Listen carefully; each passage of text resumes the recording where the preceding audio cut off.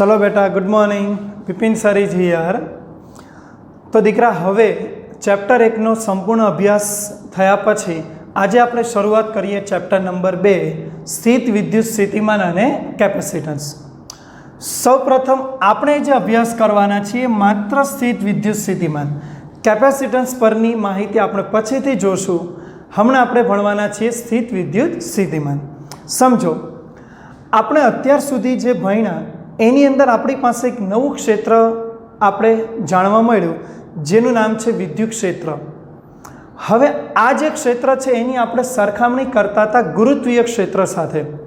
याद करो, घणी बधी सरखामणी करी, पण एक सरखामणी आपणे बाकी राखेली छे, जे आपणे अत्यारे सरखामणी करवाना छीए, अने ए छे के गुरुत्वीय क्षेत्र ए संरक्षी क्षेत्र छे। गुरुत्वीय बळ संरक्षी बळ छे। तो આપણે જે વિદ્યુત ક્ષેત્ર સાબિતી કરીએ છીએ, આપીએ છીએ, તો શું એક ક્ષેત્ર પણ સંરક્ષિત ક્ષેત્ર છે? તો એની આપણે માહિતી અત્યારે ભણવાની છે। તો 11 સાયન્સનો પહેલા તો પોઈન્ટ તમને યાદ હોવો જોઈએ કે સંરક્ષિત ક્ષેત્ર છે એવું આપણે શાને આધારે કહી શકીએ? તો પહેલામાં પહેલી વાત કે સંરક્ષિત ક્ષેત્ર એને કહી શકાય કે જેમાં વિદ્યુત ભાર અથવા કોઈ પદાર્થ पर थतुं कार्य ए पदार्थना गति मार्ग पर आधारित नहीं, मात्र तेना प्रारंभिक अने अंतिम स्थान पर ज आधारित होय। आ बाबत आपणे 11 सायन्स में शीखी गया, जे संरक्षी होवानी मुख्य बेसिक लाक्षणिकता छे। बीजी बाबत के आवा क्षेत्र में ज्यारे कोई पदार्थ पर कार्य करीए त्यारे ए पदार्थ कार्य जेटली ऊर्जानो संग्रह स्थिति ऊर्जा स्वरूपे करे, अने ए पदार्थने मुक्त करता ए संग्रहित स्थिति ऊर्जा गति ऊर्जा में रूपांतरित थई अने पदार्थ शुं करशे? गति करशे। आ दरमियान गति ऊर्जा ने स्थिति ऊर्जानो सरवाळो अचल होय तो ए जे अचल होवानी साबिती पण आपणा माटे शुं छे? संरक्षित क्षेत्र होवानी साबिती। तो दीकरा आ बाबतोने आधारे आपणे संरक्षित छे एवुं साबित करी शकीए। तो आपणे एमांनी अत्यारे कोई लाक्षणिकता ने साबित करवानो प्रयत्न करिए अने जोईए कि आपणे भणीए छे विद्युत क्षेत्र ए संरक्षित क्षेत्र छे के नहीं। आ बाबतनी आपणे चकासणी करिए। चलो ध्यानथी समझो। विद्युत क्षेत्र नी संरक्षित क्षेत्र होवानी साबिती। आ कोई थियरी नहीं, पण दीकरा आ चैप्टर भणवा माटे तमारी पासे आ कन्सेप्ट पहला क्लियर होवो जरूरी है। कोई थियरी नहीं कि 2-3 मार्क्स में पूछाय, पण कन्सेप्ट सीखो। चलो विद्युत क्षेत्र, तो आपणे काम करिए कि धारी लो कि आपणी पासे एक बिंदुवत प्लस क्यू विद्युत भार कोई एक स्थान आगळ मूकेलो छे। हवे तमने बधाने खबर आ स्थान विद्युत भारनी आसपास शुं हशे? तो एनुं सरस मजानुं विद्युत क्षेत्र हशे। अने तमने खबर धननुं विद्युत क्षेत्र क्या होय? बहार। जाणो छो ने? आवी रीते धननुं विद्युत क्षेत्र बहार। ओके, हवे काम करिए, आपणे क्षेत्रना कोई एक बिंदु पासे ऊभा रहीए, बराबर? ऊभा छे विचारी, अने त्यां आगळ मारी पासे एकदम नानो कोई क्यू विद्युत भार छे, एकदम नानो, जे आ उद्गम करता घणो नानो छे। हवे आ लोकेशन धारो के आ, मारे आ विद्युत भार ने गति करावीने लोकेशन पी पर लई जवो छे, अहींया लाववो छे, मारे एने खसेडीने अहींया लाववो छे। तो तमने खबर छे जो एने अहींया लाववो हशे तो आपमेळे नहीं आवे, कारण के आपमेळे एनुं नेचर केवुं छे? अपाकर्षणनुं, एटले तो दूर जशे, कारण के आ धनने अपाकर्षे तो एना पर आ दिशामां विद्युतीय बळ लागे, तो आपमेळे तो ते विद्युत साथे गति करशे। पण नहीं, मारे एने आर थी पी एटले के क्षेत्रनी अगेन्स्टमां लाववो छे। तो मारे शुं करवुं जोईए? मारे एना पर अंदरनी दिशामां कोई बाह्य बळ लगाडवुं जोईए, एक्सटर्नल। समजाय छे? अने आ बाह्य बळ केटલું लगाडवानुं? तो ए बाह्य बळ तमारे इलेक्ट्रिकल बळ जेटલું જ लगाडवुं पड़े। तमने एम थशे केम सर एवुं? जो समझो, आ बंने बळो जो सरखा होय तो तमने बधाने खबर, तो एनुं परिणामी बळ 0, अर्थात प्रवेग 0, अर्थात ए पदार्थनी झड़प केवी? अचल। અને તમને ખબર છે અચળ ઝડપે કોઈ જ ઉર્જા વ્યય થતો નથી, અને આપણે અત્યારે ઉર્જા અથવા કાર્યની ચકાસણી કરવા જઈ રહ્યા છે, તો આપણે વ્યયને અત્યારે ધ્યાનમાં લેવાનો નથી. એટલે જરૂરી છે કે પદાર્થની ઝડપ અચળ હોવી જોઈએ, મતલબ આપણો વિદ્યુતભાર અચળ ઝડપથી ગતિ કરતો હોવો જરૂરી છે. એટલા માટે હું કેટલું બળ આપીશ, તો એ વિદ્યુતીય બળ જેટલું પણ વિરોધી બળ હું એને આપીશ. સમજાય છે મારી વાત? હવે આ પ્રવેગ રહિત જો ગતિ કરાવીને આપણે એને પી સુધી લાવીએ તો તમને ખબર છે આરથી પી સુધી લાવશો તો આ દરમિયાન એ વિદ્યુતભાર શું કરશે, તો એ વિદ્યુતભાર ઉર્જાનો સંગ્રહ કરશે. સમજાય છે? તમને ખબર છે આપણે 11 સાયન્સમાં ભણેલા, ક્ષેત્રની વિરુદ્ધમાં જ્યારે કાર્ય થાય ત્યારે એનામાં ઉર્જાનો સંગ્રહ થાય, જેનું નામ છે સ્થિતિ ઉર્જા. ક્યાં ભણેલા આવું? MGH સમીકરણમાં. યાદ કરો કે કોઈ એક બોડી પદાર્થને H1 હાઇટ પરથી H2 હાઇટ પર લઈ જઈએ ત્યારે ગુરુત્વાકર્ષણની વિરુદ્ધ તમે કાર્ય કરતા હતા, તો એ ઉર્જાનો સંગ્રહ સ્થિતિ સ્વરૂપે થતો હતો. સમજાઈ ગયું? તો અહીંયા આગળ પણ આ વિદ્યુત ભારમાં શું થશે, અહીંયા આરથી પી સુધી દરમિયાન કાર્ય એટલી તેનામાં સ્થિતિ ઉર્જાનો સંગ્રહ થશે. સમજાય છે મારી વાત? પણ આપણે જોવું છે કાર્ય કેટલું. તો એક કામ કરો, આ ક્યુથી આ આર સુધીનું અંતર ધારો કે RR અને પી સુધીનું અંતર ધારો કે RP છે. સમજાય છે મારી વાત? રેડી? ચલો તો હવે આપણે જોઈએ કે આ થતું કાર્ય કેટલું આ દરમિયાન. બોલો, કાર્યનું સૂત્ર તમને બધાને ખબર, એઝ ઇટ ઇઝ યાદ કરો, ફોર્સ ઇન્ટુ ડિસ્ટન્સ. યાદ આવી ગયું? અચ્છા, ઓર એક વાત તમને ખબર, લોકેશન ક્યાંથી ક્યાં આપણે લાવવા જઈ રહ્યા છે, આર થી પી. બોલો, ક્લિયર? સમજાય છે ને મારી વાત? ચલો હવે કિંમત મૂકો. Integration distance RR to RP, force કેટલું આપો છો? વિદ્યુતીય જેટલું પણ અગેન્સ્ટમાં. બોલો, વિદ્યુતીય જેટલું પણ અગેન્સ્ટમાં કેટલું? KQQ. રાઈટ ને? KQQ બંને વિદ્યુત ભાર ડિવાઈડ બાય ડિસ્ટન્સ. ડિસ્ટન્સ કેટલું? તો હમણાં આપણે રાખીએ છીએ કોઈ R. રેડી ને? Force KQQ by R² into બોલો ડિસ્ટન્સ, જેની સાપેક્ષે સંકલન dr. ચલો સોલ્વ કરો તો બધાને ખબર KQQ constant, integration R - 2 dr. બોલો, RR થી RP. ચલો હવે સોલ્વ કરો તો બોલો KQQ ઇન્ટિગ્રેશન બધાને ખબર છે -1/r આવશે, RR ટુ RP. બોલો, થશે? રાઈટ? ઇન્ટિગ્રેશન -1/r જાણો છો ને, એક ઘાત ઉમેરીને. ચલો હવે RPની કિંમત અને RR લિમિટ સોલ્વ કરો તો KQQ બોલો પહેલાં અપર લિમિટ એટલે -1/RP --+1/RR. આ માઇનસ પ્લસના સ્થાન બદલી કાઢો તો બોલો આવો જવાબ મળશે. W = KQQ 1/ શું આવશે? RR -1/RP. બોલો, આ પ્રકારનું પરિણામ મળશે. હવે દીકરા તમે એક વસ્તુ મને ખાલી કહો કે આપણે આ જે કાર્ય લાવ્યા એની અંદર આપણે R થી RP સુધી લઈ ગયા, સાચી વાત ને? R થી P સુધી લઈ ગયા. હવે મેં તો અત્યારે માત્ર એને સ્ટ્રેટ ગતિ કરાવીને લાવવાનો વિચાર કરેલો અને એ જ મેં લાવ્યો. પણ કદાચ જો હું એને આ બીજા કોઈ રસ્તા પરથી લઈ ગયો હોત તો દીકરા આમાં કોઈ ફરક પડે કે શું? નહીં, કોઈ ફરક નહીં પડે. કદાચ તમે ઉપરના કોઈ રસ્તેથી લઈ ગયા હોતે તો પણ કોઈ ફરક પડતો નથી. અર્થાત એવું કહી શકાય કે આ કાર્ય પદાર્થના પ્રારંભિક સ્થાન અંતિમ સ્થાન પર જ આધારિત છે, જે ગતિમાર્ગ પર આધારિત નથી. તો દીકરા આજ તો આપણે સંરક્ષિત ક્ષેત્રની લાક્ષણિકતા જોઈ હતી, તો એ આપણે વિદ્યુતીય ક્ષેત્રમાં રહીને સાબિત કર્યું. તો બોલો, અહીંયાથી એવું કહી શકાય કે વિદ્યુત ક્ષેત્ર એ ખરેખર સંરક્ષિત ક્ષેત્ર છે. સમજાઈ ગયું મારી વાત? વિદ્યુત ક્ષેત્ર એ ખરેખર સંરક્ષિત ક્ષેત્ર છે. ક્લિયર થયું? अच्छा, और एक बात આપણે થોડી ધ્યાનથી સમજજો। હા, આપણે એક કામ કરું, આ આર બિંદુ છે ને એ ધારો કે ઇન્ફાઇનાઇટ પર છે, ઇન્ફાઇનાઇટ। જો આપણે શરૂઆત ઉર્જાથી કરવાની છે, ઉર્જાના ફેરફારને પછીથી જોશું, આપણે શરૂઆત ઉર્જાથી કરીએ। તો ધારો કે આ બિંદુ અનંત અંતરે છે અને ત્યાંથી આ ક્યુ વિદ્યુત ભારને મારે પી પર લાવવો છે, એટલે અનંતથી પી। સમજાય છે મારી વાત?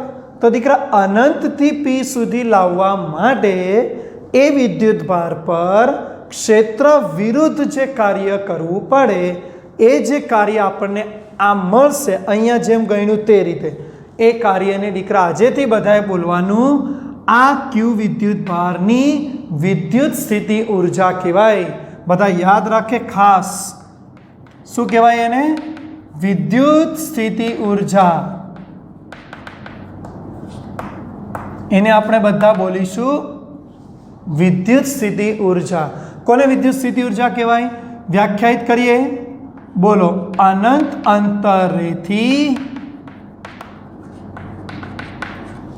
અંતરેથી ક્ષેત્રના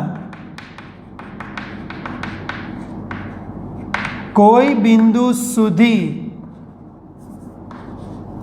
ક્યુ ધન વિદ્યુત ભારને પ્રવેગ રહિત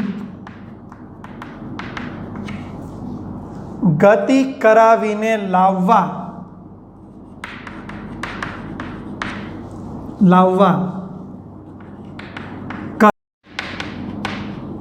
ક્ષેત્ર વિરુદ્ધ, અથવા એ પણ લખી શકાય ક્ષેત્ર વિરુદ્ધ કરવા પડતા કાર્યને તે ક્યુ વિદ્યુત ભારની શું બોલીશું? વિદ્યુત સ્થિતિ ઉર્જા, જેનો સિમ્બોલ આપણે યુ રાખવાના છીએ, કહે છે। સમજાય છે મારી વાત? તો દીકરા, આ વાતને બરાબર માઇન્ડમાં રાખો, જેને ક્યુ વિદ્યુત ભાર માટે શું કહીશું? વિદ્યુત સ્થિતિ ઉર્જા। સમજાઈ ગયું? ક્લિયર? વિદ્યુત સ્થિતિ ઉર્જાનો એકમ તો એઝ ઇટ ઇઝ જૂલ તરીકે જ આપણે ઓળખીએ છીએ। સમજાઈ ગયું? અચ્છા, જો તમે અહીંયા એક બીજો નિયમ પણ તમારે લાક્ષણિકતા સાબિત કરવી હોય કે સંરક્ષિત છે એવું, તો એક વાત આવું પણ કરી શકાય। ધારો કે આપણા વિદ્યુત ભારને જબરજસ્તી પી સુધી લાવ્યા, તો એ વિદ્યુત સ્થિતિ ઉર્જા એમની મળી। હવે એને તમે પી પાસે લાવીને છોડી દો, તો શું થશે? એ વિદ્યુત ભાર ફરીથી બહાર ગતિ કરશે। તો એ દરમિયાન જે સ્થિતિ ઉર્જાનો સંગ્રહ થયો હતો એ ફરીથી ગતિ ઉર્જામાં રૂપાંતર થશે અને એ વિદ્યુત ભાર ગતિ કરીને ક્ષેત્રમાં બહાર જશે। અર્થાત ગતિ ઉર્જા અને સ્થિતિ ઉર્જાના મૂલ્યો સરખા જ રહેશે। એમ પણ બોલી શકાય કે બંનેનો સરવાળો અચળ રહેશે, એટલે કે અહીંયા આગળ ઉર્જામાં કોઈ ફરક પડતો નથી। કુલ ઉર્જા બંને મતલબ પ્રારંભિક અંતિમ એ ઉર્જા સમાન હોય છે। અર્થાત અહીંયા આગળ ઉર્જા સંરક્ષણનો નિયમ પણ પાલન થાય છે, એટલે કહી શકાય કે આપેલું ક્ષેત્ર સંરક્ષિત ક્ષેત્ર છે જ। સમજાઈ ગયું? તો આ બાબત આપણે અહીંયા આગળ સાબિત કરી। બોલો, સમજાયું બધાને? તો વિદ્યુત સ્થિતિ ઉર્જા વિશે તમારે લોકોએ આટલી બાબતને બરાબર તૈયાર કરવાની છે। ક્લિયર? બધાને ખબર પડી ગઈ? તો વિદ્યુત સ્થિતિ ઉર્જા વિશેની આ બાબત વ્યાખ્યા તમારે હમણાં ફિલહાલ યાદ રાખવાની છે। વિદ્યુત સ્થિતિ ઉર્જા કોને કહેવાય? સમજાઈ ગયું? અચ્છા, ત્યારબાદ થોડા આગળ વધીએ। હજુ આપણો શબ્દ બાકી છે જે ચેપ્ટરનું હેડિંગ છે, બરાબર? ચાલો ધ્યાનથી સમજજો। આપણે કામ કરીએ, આ લાવવા માટેના વિદ્યુત ભારની માત્રા ઓછી કરીએ, એટલે આપણે એવું માનીએ કે ઉદ્ગમની સરખામણીમાં ઘણો ઓછો છે। ધારો કે એની માત્રા 1 મૂલ્ય છે, એટલે એકમ ધન વિદ્યુત ભાર। તો જો આવો કોઈ એકમ ધન વિદ્યુત ભાર આપણે અનંત અંતરેથી ક્ષેત્રના કોઈ બિંદુ સુધી લાવવો હોય તો અરે તો આ જ રીતે કાર્ય થાય। પણ તમારે લોકોએ યાદ રાખવાનું છે કે આ દરમિયાન જે કાર્ય થાય એને જ આપણે ઓળખીએ છીએ તેનું સ્થિત વિદ્યુત સ્થિતિમાન। સમજાય છે મારી વાત? ખાસ ધ્યાન રાખો, જો ક્યુ બરાબર 1 કુલમ લઈએ તો સમજાયું? આ દરમિયાન એટલે કયું? અનંતથી પી સુધી દરમિયાન કરવું પડતું કાર્ય એટલે W ને તેનું સ્થિત વિદ્યુત સ્થિતિમાન કહે છે. સ્થિત વિદ્યુત સ્થિતિમાન એટલે V વોલ્ટેજ કહે છે. નામ લોન્ચ થયા પછી એટલી તો ખબર પડી ગઈ ને કે સ્થિત વિદ્યુત સ્થિતિમાનનો મિનિંગ એટલે કાર્ય છે. પણ કયું કાર્ય? એકમ ધન વિદ્યુત ભારને ક્ષેત્રના આપેલા બિંદુ સુધી ક્ષેત્ર વિરુદ્ધ લાવવા માટે કરવું પડતું કાર્ય એટલે તેનું વિદ્યુત સ્થિતિમાન. નામથી તમારે ડરવાની જરૂર નથી. એક કાર્ય જ છે ને આપણે 11 સાયન્સમાં આવા કાર્યની ગણતરી ઘણા ગુરુત્વીય ઘર્ષણ બળ દ્વારા આપણે ઘણા કાર્યની ગણતરી ઓલરેડી સોલ્વ કરેલી છે. બસ કાર્ય ગણતા આવડે એટલે એનું વિદ્યુત સ્થિતિમાન થઈ ગયું. પણ ફરક કેટલો છે? આપણે એક સ્મોલ વિદ્યુતભાર એકમ ધનથી એની ગણતરી કરવાની થશે. સમજાય છે મારી વાત? અને જો મારે અહીંયા આગળ વિદ્યુત સ્થિતિમાનને વ્યાખ્યા પરથી લખવું હોય તો લખી શકાય એકમ ધન વિદ્યુતભાર પર કરવું પડતું કાર્ય એટલે V બરાબર W/Q. એટલે તો Vનો એકમ બનાવવામાં આવ્યો છે SI એકમ જૂલ પર coulomb otherwise volt. V small v joule પર કુલમ અધરવાઇઝ વોલ્ટ. આનું પારિમાણિક સૂત્ર જો તમારે બનાવવું હોય તો પારિમાણિક સૂત્ર જૂલ m1L2T-2 કુલમ AD. તો સોલ્વ કરવાથી m1L2T-3 હા 1 ઉપર જશે એટલે -3 અને a -1 આ પારિમાણિક સમીકરણ. સમજાઈ ગયું દીકરા? આમાંથી તમારે છે ને અત્યારે એટલું જ યાદ રાખવાનું છે કે સ્થિત વિદ્યુત સ્થિતિમાન કોને કહેવાય? તો વ્યાખ્યા અનંત અંતરેથી ક્ષેત્રના કોઈ બિંદુ સુધી એકમ ધન વિદ્યુત ભારને ક્ષેત્ર વિરુદ્ધ લાવવા માટે કરવા પડતા કાર્યને તે બિંદુ પાસેનું તે વિદ્યુત ભારનું સ્થિત વિદ્યુત સ્થિતિમાન કહે છે. એકવાર ફરીથી વ્યાખ્યા બોલું છું. જો પરીક્ષામાં વ્યાખ્યા એકમ પારિમાણિક આ બાબતો પૂછાય તો યાદ રાખો ફરીથી. અનંત અંતરેથી ક્ષેત્રના કોઈ બિંદુ સુધી એકમ ધન વિદ્યુત ભારને ક્ષેત્ર વિરુદ્ધ લાવવા માટે કરવા પડતા કાર્યને તે બિંદુ પાસેનું તે વિદ્યુત ભારનું વિદ્યુત સ્થિતિમાન કહે છે. અને દીકરા યાદ રાખો કાર્ય છે આપણે 11મા ધોરણથી જાણીએ છીએ કાર્ય અદિશ રાશિ છે. એટલા માટે આ થતું કાર્ય વિદ્યુત સ્થિતિમાન પણ કેવી રાશિ છે? અદિશ રાશિ છે. તમારે યાદ રાખવાનું છે વિદ્યુત સ્થિતિમાન કેવી રાશિ છે? અદિશ. તેમાં દિશાનું કોઈ મહત્વ નથી. સમજાય છે મારી વાત? આ પ્રસ્તાવના છે દીકરા. આ પ્રસ્તાવના તો હજુ આપણે ઘણી બધી ઉદાહરણ રીતો દ્વારા આપણે સમજી શકતા હોય બરાબર. પણ મેં એક નાનકડા ઉદાહરણ દ્વારા અત્યારે સમજાવવાનો પ્રયત્ન કર્યો કે વિદ્યુત સ્થિતિમાન એ શું છે. સમજાય છે મારી વાત? તો બોર્ડ પરથી જરૂરી બધી બાબતોને તમે નોંધ કરી લો અને ત્યારબાદ આપણે અલગ અલગ વિદ્યુત ભારની ગોઠવણી કરી અને એના વિદ્યુત સ્થિતિમાન જેમ આપણે વિદ્યુત ક્ષેત્ર તારવતા એમ હવે આપણે વિદ્યુત સ્થિતિમાનો તારવવાના થશે. તો આ બાબતને પહેલાં તમે લખી દો. ચાલો દીકરા, તો હવે પછીની આપણી થિયરીની શુભ શરૂઆત અહીંયાથી થાય છે. બિંદુવત વિદ્યુત ભારનું વિદ્યુત સ્થિતિમાન. આપણે ચેપ્ટર 1માં પણ વિદ્યુત ક્ષેત્રની શરૂઆત આવી જ રીતે કંઈક કરેલી, બિંદુવત દ્વારા ઉદ્ભવતા વિદ્યુત ક્ષેત્ર. તો આજે આપણે જોવાનું છે કે બિંદુવત દ્વારા જે વિદ્યુત સ્થિતિમાન છે એ કેટલું મળશે કોઈ બિંદુવત વિદ્યુતભાર માટે. ચાલો તો આપણે થોડી આકૃતિથી પહેલાં ગોઠવણી સમજીએ. ચાલો ધ્યાનથી સમજજો. ફરીથી મારી પાસે કોઈ પ્લસ ક્યુ વિદ્યુતભાર રહેલો છે. કેટલો? પ્લસ ક્યુ. હવે આ પ્લસ ક્યુ વિદ્યુતભારનું વિદ્યુત ક્ષેત્ર બધાને ખબર, ધનમાંથી બહાર. જાણો છો ને, ધનમાંથી ક્ષેત્ર બહાર. રેડી?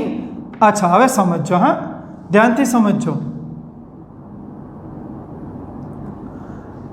આપણે એક કામ કરીએ, ક્ષેત્રની અંદરનું કોઈ લોકેશન પસંદ કરીએ જે ધારો કે આ વિદ્યુતભારથી આ બિંદુ વચ્ચેનું જે અંતર છે, બરાબર, અંતર આ અંતર સમજાય છે મારી વાત શું કહું છું? આ અંતર ધારી લો કોઈ આર છે અને અહીંયા આગળ કોઈ બિંદુ છે પી. સમજાય મારી વાત? તો મારે આ બિંદુ પાસેનું વિદ્યુત સ્થિતિમાન મેળવવું છે. મારે એવું જોવું છે કે અહીંયા આગળ હું બહારથી કોઈ વિદ્યુતભારને લાવું છું તો મને એ કાર્ય એટલે કે વિદ્યુત સ્થિતિમાન કેટલું મળે છે. ચલો તો આપણે કામ કરીએ. ધારો કે આપણી પાસે દૂર કોઈ અનંત અંતરે એકમ ધન વિદ્યુતભાર ગોઠવેલો છે. કેટલો? એકમ ધન. આ વિદ્યુતભારને મારે ગતિ કરાવીને ક્યાં લાવવો છે? ક્ષેત્રના પી સુધી લાવવો છે. સમજાય છે ને? ક્યાં લાવવાનો છે? ક્ષેત્રના પી બિંદુ સુધી. અને એ દરમિયાન મને જે કાર્ય મળશે એ મારા માટે શું થશે? પી પાસેનું વિદ્યુત સ્થિતિમાન, જેમ આપણે વ્યાખ્યા ભણ્યા. સમજાય છે? હવે કામ કરીએ. બધાને ખબર અનંત અંતરની તો ટિકિટ મોંઘી છે, અનંત અંતર તો જવાશે નહીં. તો આપણે અત્યારે ફિલહાલ જો આપણો ટાર્ગેટ એચીવ થશે, પણ આપણે કામ કરીએ, એની ગણતરી કોઈ અલગ ટેકનિકથી સોલ્વ કરીએ. હા, સમજો. ધારો કે આપણે ક્ષેત્રમાં જ કોઈ બિંદુ પાસે છીએ, અહીંયા માની લો આ બિંદુ પાસે મારે આ વિદ્યુતભારને રાખવાનો છે 1 કુલમ. સમજાય છે? આ બિંદુ કેટલું દૂર છે? તો ધારો કે આ વિદ્યુતભારથી કોઈ આર ડેશ અંતર પર મેં આ વિદ્યુતભારને મૂકેલો છે. તો મને તમે એમ કહો, ક્ષેત્રમાં એમને મૂક્યો તો બળ લાગશે? યસ. ચલો, કેટલું બળ બોલો? આકૃતિમાં કયા બિંદુ પાસે? ક્ષેત્રના આર બિંદુ પાસે. ક્ષેત્રના કોઈ આર બિંદુ પાસે મૂકેલા એકમ ધન વિદ્યુતભાર પર લાગતું વિદ્યુત બળ એટલે કે ઇલેક્ટ્રિકલ. એફઈ બોલતા જાઓ. વેક્ટર ફોર્મ છે તો વેક્ટર રાખો, કોઈ વાંધો નહીં. ચલો, વેક્ટર ફોર્મ બોલો. એફઈ ઇઝ ઇક્વલ ટુ કુલમનો નિયમ કે કેપિટલ ઇન્ટુ સ્મોલ. સ્મોલની કિંમત 1 કુલમ લઈ લો. Divide by distance square. Distance R dash square. Direction દિશા બોલો. અરે આર આ દિશામાં જ છે ને, તો આપણે બળ જે છે તો જો ચેક કરો, આ કયું બળ છે? ધન દ્વારા અહીંયા લાગે છે ને આ બાજુ, અપાકર્ષણ. એટલે આરની દિશામાં જ થયું. એટલે હું લખીશ આર ડેશ કેપ. બોલો, સમજાયું? હવે બોલો, આ બળ જે એનામાં લાગે છે એટલું જ બળ તમારે આપીને એને ખસેડવાનો છે નીચે. હા ને, આપણે વાત કરી જેટલું ઇલેક્ટ્રિકલ ફોર્સ છે એટલું જ તમારે એક્સટર્નલ આપવાનું છે અને એને નીચે લાવવાનો છે. તો એક કામ કરો, કેટલું નીચે લાવો છો? ધારી લો ડેલ્ટા આર ડેશ. કેટલું? Delta R dash. બોલો, આટલું જ બાહ્ય બળ આપી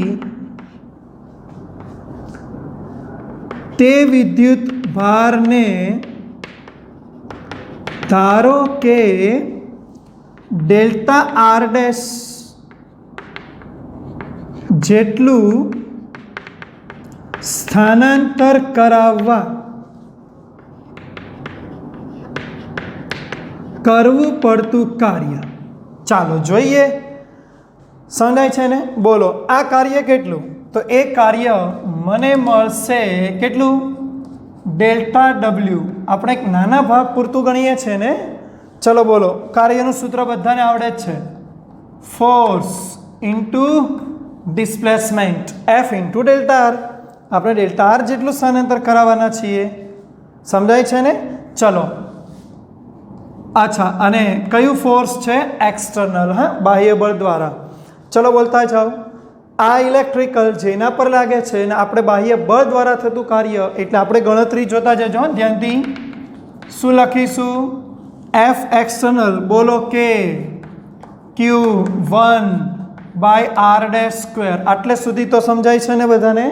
ચલો, આ આર ડેશ કેપ અને ડેલ્ટા આર ડેશ તે બેવની કિંમત મૂકવાની છે. આર ડેશ કેપને હું એઝ ઇટ ઇઝ રાખું છું, જોજો, ઇન્ટુ ડેલ્ટા આર ડેશ.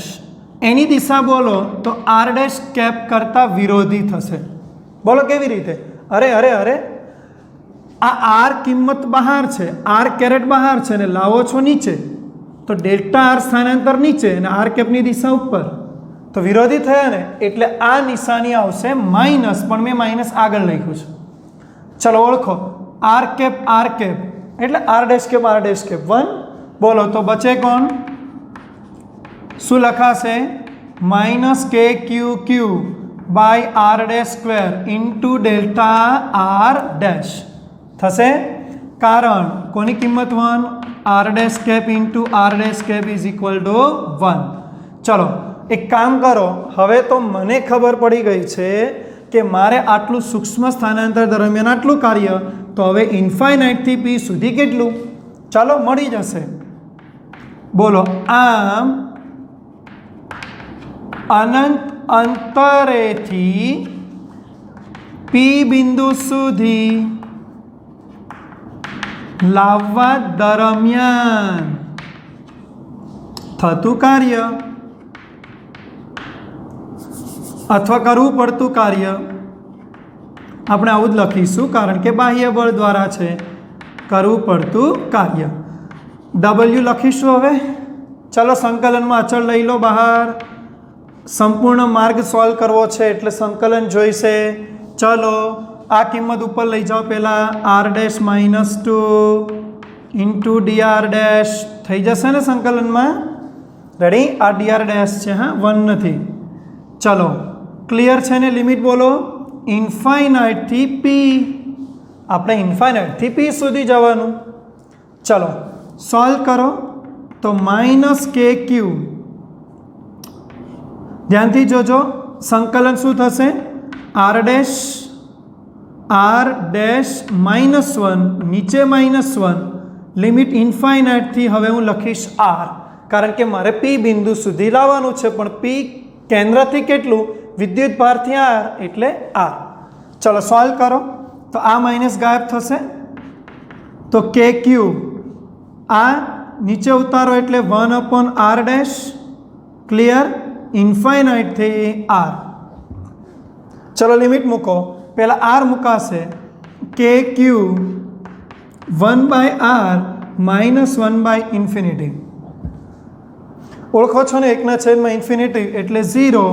તો બોલો આન્સર શું આવ્યો? W ઇન્ફાઇનાઇટથી P is equal two KQ/r. બોલો શું આન્સર લાયા? W ઇન્ફાઇનાઇટથી P દરમિયાનનું કાર્ય KQ/r. અને તમને બધાને ખબર, મેં હમણાં જ વ્યાખ્યા ભણાવી કે અનંત અંતરેથી ક્ષેત્રના બિંદુ સુધી જે કાર્ય મળે એ એકમ ધન વિદ્યુતભાર માટે શું કહેવાય? તેની સ્થિતિ ઉર્જા કે સ્થિતિમાન યાદ કરો. એકમ ધન વિદ્યુતભાર માટેની સ્થિતિ ઉર્જા એટલે જ તેનું વિદ્યુત સ્થિતિમાન. તો વ્યાખ્યા મુજબ હું આને લખી દઉં. બોલો તો વ્યાખ્યા મુજબ શું આપણે ભણેલા? વિદ્યુતભાર પર અનંત અંતરેથી પી સુધી કરવું પડતું કાર્ય એટલે જ કોણ? વિદ્યુત સ્થિતિમાન. તો હું આને વીના નામથી લખીશ, તો V ઓફ P પણ લખી શકાય, કારણ કે P બિંદુ પાસેનું છે. અને આપણો જવાબ KQ/r. તમે બધા અંતર સાથેનો સંબંધ તપાસો તો V ઇન્વર્સલી પ્રપોઝનલ R. કોઈને યાદ આવે છે? આપણે જ્યારે વિદ્યુત ક્ષેત્ર ભણેલા ને ત્યારે વિદ્યુત ક્ષેત્ર કંઈક આવું હતું, બિંદુવત. કે ક્યુબ બાય આર સ્ક્વેર. યાદ કરો, બિંદુવત વિદ્યુત ભાર ભણેલા. આ જે વિદ્યુત સ્થિતિમાન આવ્યું કે ક્યુ બાય આર, મતલબ કે એક ઘાત ઓછી છે ને, યાની વિદ્યુત ક્ષેત્રના ફેરફારની સરખામણીમાં વિદ્યુત સ્થિતિમાનનો અંતર સાથે ફેરફાર ઓછો હશે. રેડી ને? કે ક્યુ બાય આર મુજબ સંબંધ ધરાવે છે. અચ્છા, ઓર એક વાત, એક ખૂબ જ ઇમ્પોર્ટન્ટ માહિતી સમજજો. મેં ઉદ્ગમનો વિદ્યુત ભાર લીધો અને બિંદુવત એકમ ધન લીધો, તો આમાં જવાબદાર તો ઉદ્ગમનો વિદ્યુત ભાર, મતલબ જેનું વિદ્યુત ક્ષેત્ર છે એ જ વિદ્યુત ભાર જવાબદાર. સમજાય છે? ઓર એક વાત, ધારો કે આ ઉદ્ગમનો વિદ્યુત ભાર મેં ઋણ લીધો હોત, ધારી લો ફોર એક્ઝામ્પલ ઋણ હોત, તો બેટા બધી જગ્યાએ ઋણ કન્ટિન્યુ આવે તો અહીંયા પણ લખાશે ને માઇનસ કે ક્યુ બાર. મતલબ કે આ સમીકરણ ધન અને ઋણ બંને માટે સાચું છે. આ સમીકરણ ધન અને ઋણ બંને વિદ્યુત ભારો માટે લાગુ પાડી શકાય. તો ધન નિશાનીથી વાપરો, ઋણ હોય તો ઋણ નિશાનીથી વાપરો. બોલો, સમજાઈ ગયું? તો આવી રીતે તમારે હવેથી યાદ રાખવાનું છે કે કોઈ પણ બિંદુવત વિદ્યુત ભારની આસપાસ વિદ્યુત સ્થિતિમાન ગણવાનું થાય. સિમ્પલ ફોર્મ્યુલા કે ક્યુ બાય આર. હવેથી તમે છે ને આ બે ફોર્મ્યુલાને બરાબર મગજમાં ફિટ કરી દો. બરાબર, વિદ્યુત ક્ષેત્ર કે ક્યુ બાય આર સ્ક્વેર, વિદ્યુત સ્થિતિમાન કે ક્યુ બાય આર. બેયમાં એક સૌથી મોટો ફરક આ છે, વિદ્યુત ક્ષેત્ર સદિશ છે એટલે આપણે એને ધનમાંથી રેખા બહાર, ઋણમાં અંદર એવું બધું ભણવાનું થશે. વિદ્યુત સ્થિતિમાન અદિશ છે એટલે ક્ષેત્રની દિશા બહાર અંદર એ આપણે દિશાની સાથે ભણવાનું નહીં થાય. સમજાય છે? આવા પણ પ્રશ્ન MCQમાં છે કે તમને વિદ્યુત ભાર આપી દે અને એની નજીક કોઈ અંતર આપી દેવામાં આવે અને એ અંતર પાસે વિદ્યુત ક્ષેત્ર અને વિદ્યુત સ્થિતિમાન બંને તમારે ગણવાનું થાય. સમજ પડી ગઈ? અને હું તો તમને એક જ સજેશન આપીશ કે જે બિંદુ પાસેનું વિદ્યુત સ્થિતિમાન જોઈતું હોય એક જ કામ કરવાનું, એ બિંદુ પાસે એકમ ધન વિદ્યુત ભાર લાવવાનો. ક્યાંથી? અનંત અંતરેથી તે બિંદુ પાસે. આ દરમિયાનનું જે કાર્ય આવે એ જ તે બિંદુ પાસેનું વિદ્યુત સ્થિતિમાન મળે. તમારામાંથી કોઈ મને એમ કહે કે સર મારે અહીંયાના કોઈ બિંદુ પાસે વિદ્યુત સ્થિતિમાન જોઈએ છે, લાવો. તો બેટા આ જ કામ કરો, અનંતેથી ફલાણો વિદ્યુત ભાર અહીંયા લાવો. હવે ફલાણો એટલે એકમ ધન, એ વિદ્યુત ભારને અહીંયા લાવો અને એ દરમિયાન થતા કાર્યને તમે ગણો તો એ લોકેશન પરનું વિદ્યુત સ્થિતિમાન મળી જાય. આવી રીતે તમે ગમે તે સ્થાન પાસેનું વિદ્યુત સ્થિતિમાન ગણી શકો. પણ ખાસ ધ્યાન એ રાખો, ક્ષેત્રની બહારના કોઈ બિંદુ પાસે વિદ્યુત સ્થિતિમાન ગણી શકાશે નહીં. કારણ કે ક્ષેત્રની બહાર ક્ષેત્ર વિરુદ્ધ કોઈ કામ અથવા આપણા ધારેલા વિદ્યુત ભાર પર કોઈ બળ હોતું નથી. આવા કિસ્સામાં તમે વિદ્યુત સ્થિતિમાન કે કાર્ય ગણી શકશો નહીં. ક્ષેત્રના કોઈ બિંદુ પર તમે આવવા ઈચ્છો છો ત્યારે જ તમને આ વિદ્યુત સ્થિતિમાન મળશે. બોલો, સમજાઈ ગયું? Most IMP theory. તો બોર્ડ પરના સાદું રૂપના સ્ટેપ તમે કમ્પ્લીટ લખી દો.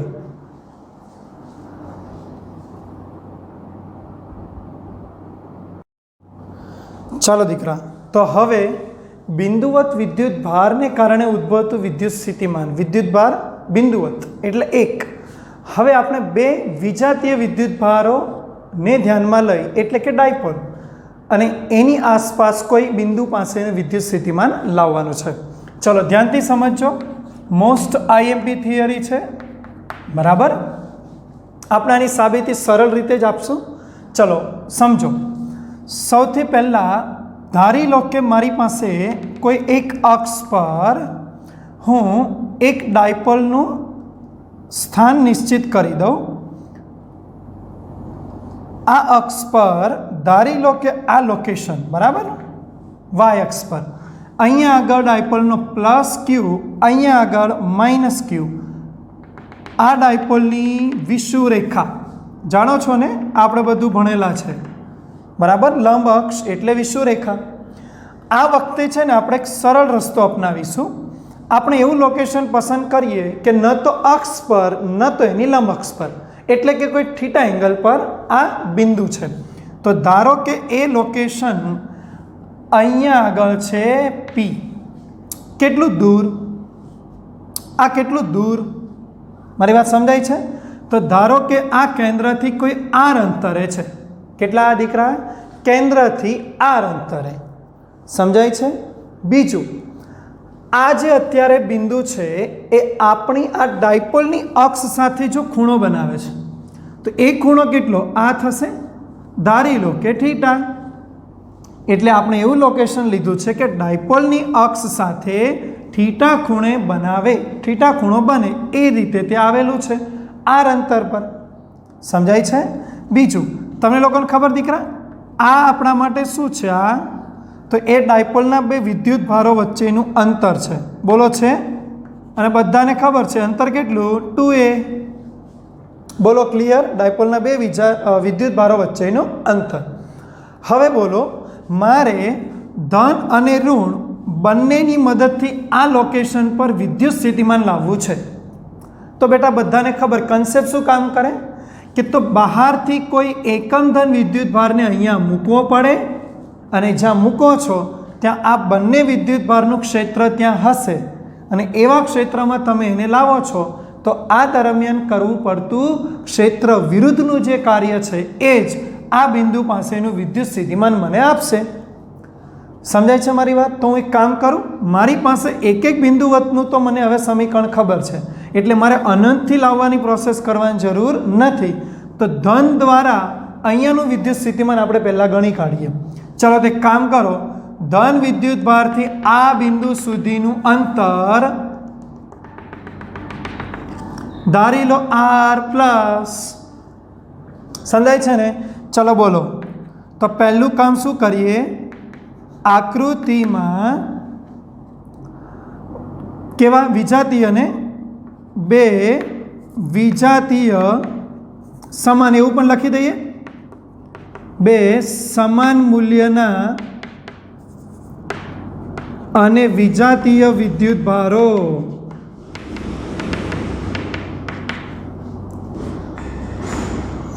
થી તૈયાર થતી વિદ્યુત ડાયપોલ ને અક્ષ પર ગોઠવેલ છે, જેની સાથે થીટા કોણ બનાવતી દિશામાં કેન્દ્રથી આર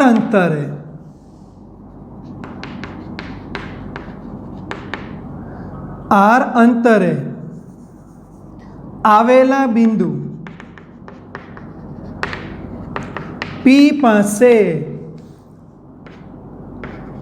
વિદ્યુત ડાયપોલ દ્વારા વિદ્યુત સ્થિતિમાન મેળવવાનું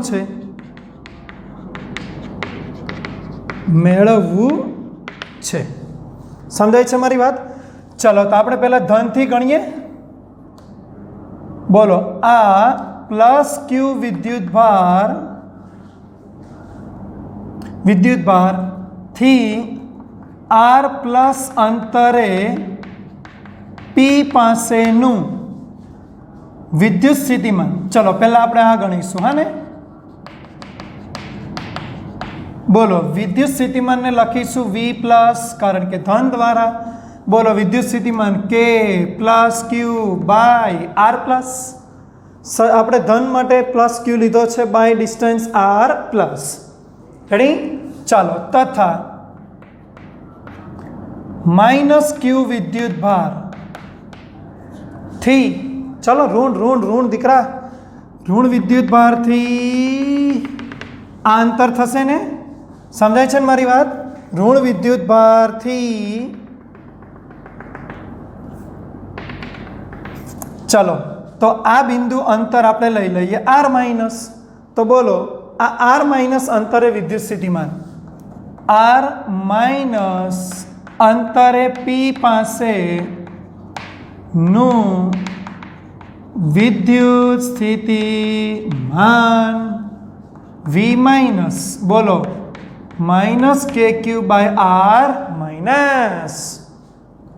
અરે ભાઈ મારે તો બંનેનું ટોટલ વિદ્યુત સ્થિતિમાન લાવવાનું ને, તો મને P પાસે મળશે. બોલો માટે P પાસેનું પરિણામી વિદ્યુત સ્થિતિમાન. દીકરા આમાં પેલું સદિશની કોઈ મગજમારી નથી હા, કે સરવાળો કરવાનો બાદબાકી કરવાનો કશું જ નહીં, સરવાળો જ આવે કારણ કે મૂલ્યમાં ગણાય વિદ્યુત સ્થિતિમાન. ચલો તો પરિણામ V ઓફ P શું લખું? V પ્લસ દ્વારા V માઇનસ, હે ને, પ્લસ વિદ્યુતમાનનું સ્થિતિમાન માઇનસનું સ્થિતિમાન. ચલો બે એની કિંમત બોલો KQ કોમન, તો 1 પહેલાં R પ્લસની કિંમત મૂકીએ એટલે R plus minus R minus. બેટા પ્લસ માઇનસ Rની નીચે નાના છે હા.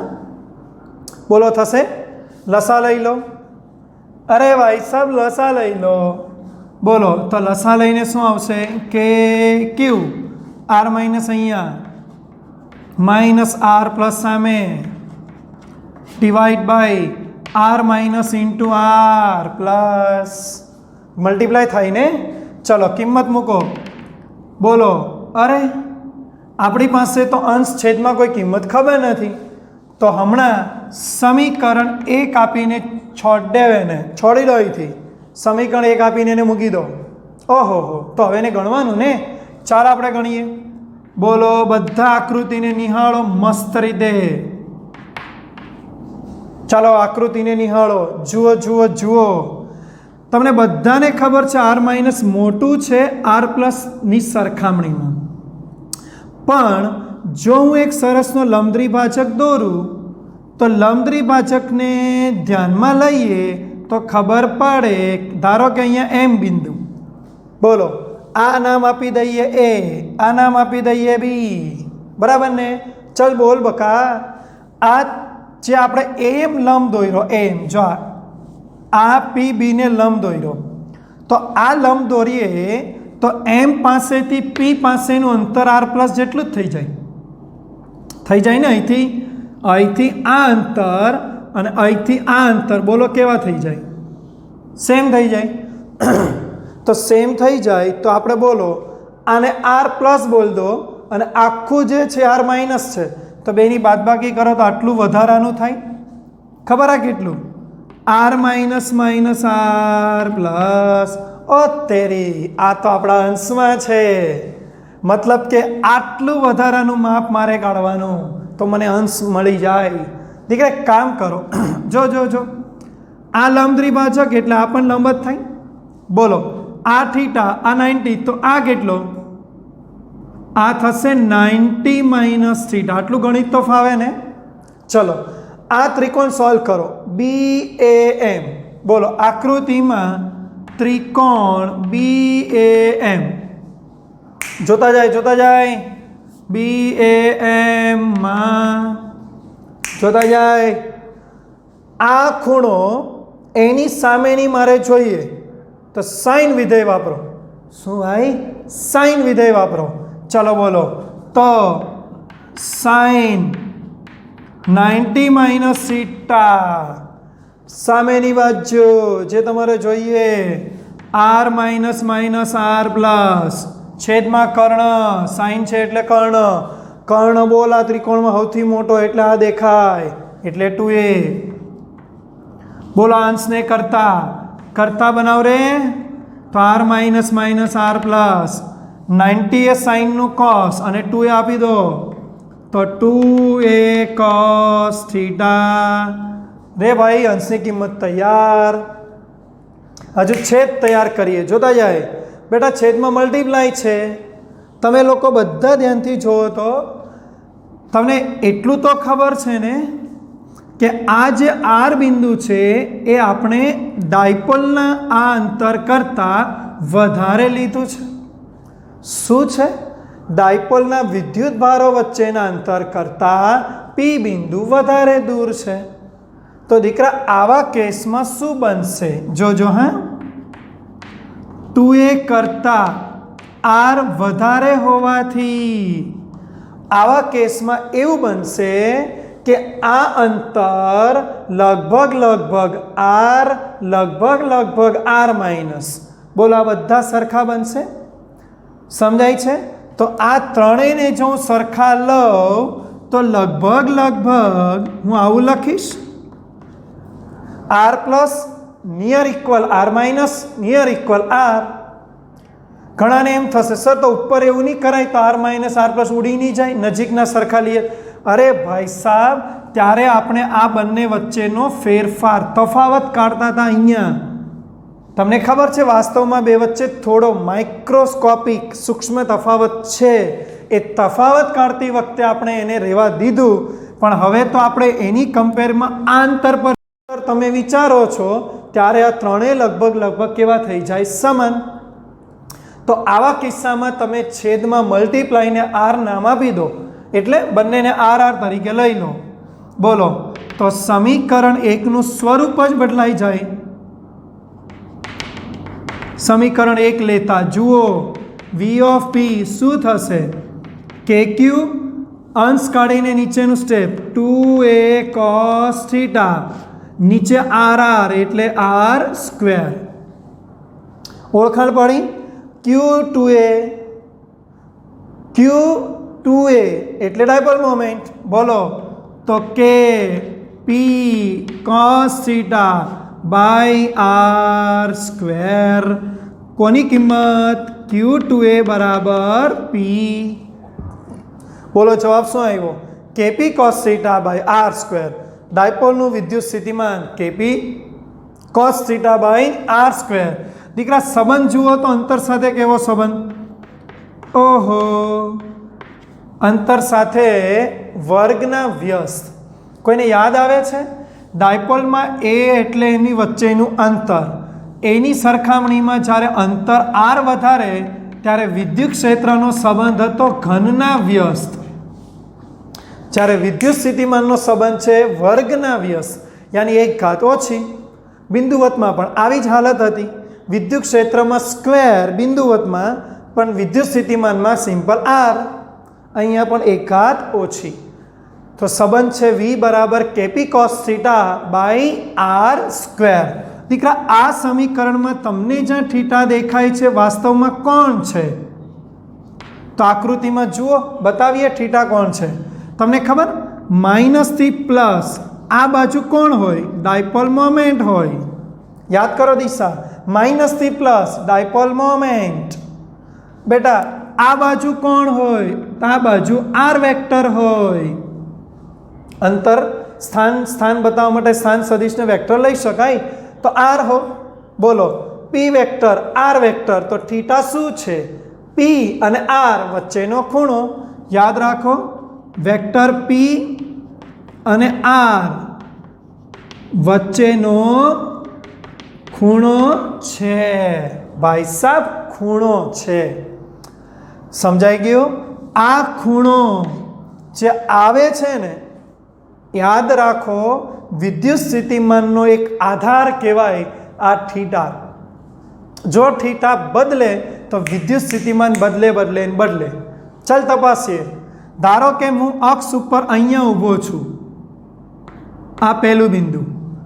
જો હું અક્ષ પર આ પી અહીંયા વિચારું તો આ થીટા ખબર શું થઈ જાય? એમ થઈ જાય, એટલે 0. તો જો થીટા 0 લઈએ એટલે અક્ષ પર, ડાયપોલની અક્ષ પર, તો વિદ્યુત સ્થિતિમાન કેટલું? ઓહો, થીટા 0 cos 0 1 એટલે કેપી બાય આર સ્ક્વેર, જેને બોલાય મેક્સિમમ વિદ્યુત સ્થિતિમાન મળે. એક કામ કરો, લંબ અક્ષ પર ઊભા રહી જાઓ. ચાલો લંબ અક્ષ પર. બોલો, લંબ અક્ષ એટલે અહીંયા ઊભા રહી જાઓ, આ લંબ અક્ષ પર. એમ તો થીટા કેટલો? નીચે 90, આડો થઈ જશે ને એમ. બોલો 90 cos 90 0. ઓ તેરી, વિદ્યુત સ્થિતિમાન 0. મતલબ કે થીટા વેલ્યુ બદલવાથી વિદ્યુત સ્થિતિમાન બદલાય છે, એટલે કે થીટા પર એનો આધાર છે. બીજો આધાર, આ અંતર પર તમે વધઘટ કરશો તો પણ વિદ્યુત સ્થિતિમાન બદલાઈ શકે. એટલે અંતર પર પણ આધારિત. અંતર પર તો જો કે દરેક વખતે મળે, પણ આજે થીટા પર પણ એની આધાર છે એવી વાત આપણને જાણવા મળી. બોલો સમજાયું? બેટા આ પરિણામ છે ને એને થોડું સમજો, બહુ ઇમ્પોર્ટન્ટ છે. 90 લંબ અક્ષ પર વિદ્યુત સ્થિતિમાન 0. વિદ્યુત સ્થિતિમાન એટલે પહેલાં જ બોલું છું કાર્ય. જો આ ડાયપોલ લંબ અક્ષ, ચાલ મારે આમાં આવવું છે, લંબ અક્ષ પર લંબ અક્ષ પર લંબ અક્ષ પર આવવું છે. અરે વાહ, મફતમાં આવી ગયા, કારણ કે કોઈ કાર્ય જ નહીં કરવું પડે. પણ વાત એ છે ત્યાં શું કામ કાર્ય નથી કરવું પડતું, આ વાતને તમારે સમજવાની છે.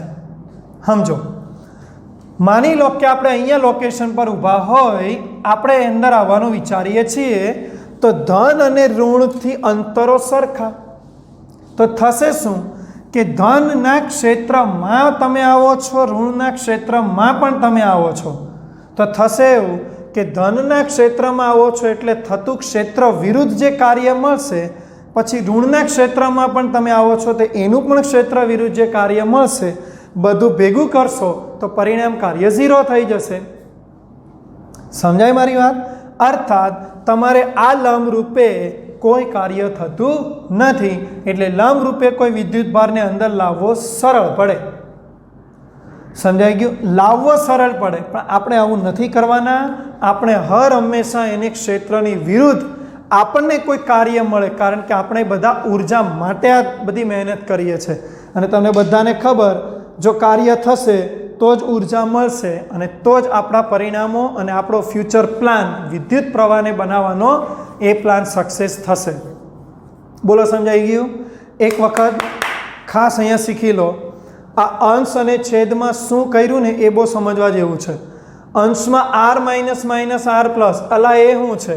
તો એ આ બે વિદ્યુત ભારોથી બિંદુના જે અંતરનો તફાવત છે. તો એ તફાવત મેં આ ત્રિકોણ ટ્રાયેંગલ સાઇન વિધેયથી સોલ્વ કર્યો.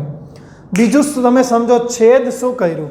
તો છેદમાં એવું વિચાર્યું કે આ લોકેશન છે એ દૂર હોવાથી પ્લસ ને માઇનસમાં બહુ ફરક નથી, એટલા માટે આપણે આ જે ગણતરી કરીએ છીએ એમાં આર જ ધારી લઈએ, તો નજીકના હોવાથી મેં આર જ ધારી લીધો, એટલે આખો અંશ છેદ બદલાઈને આ સ્વરૂપ બની ગયું, અને એ સ્વરૂપ બનીને KP cos theta by R square જવાબ સાબિત થયો. સમજાઈ ગયું? અને એના પરથી મેં બે કિસ્સા પણ કહી દીધા કે અક્ષ પર ઊભા રહેવાથી કેટલું વિદ્યુત સ્થિતિમાન, લંબ અક્ષ પર ઊભા રહેવાથી કેટલું વિદ્યુત સ્થિતિમાન. બોલો ખબર પડી?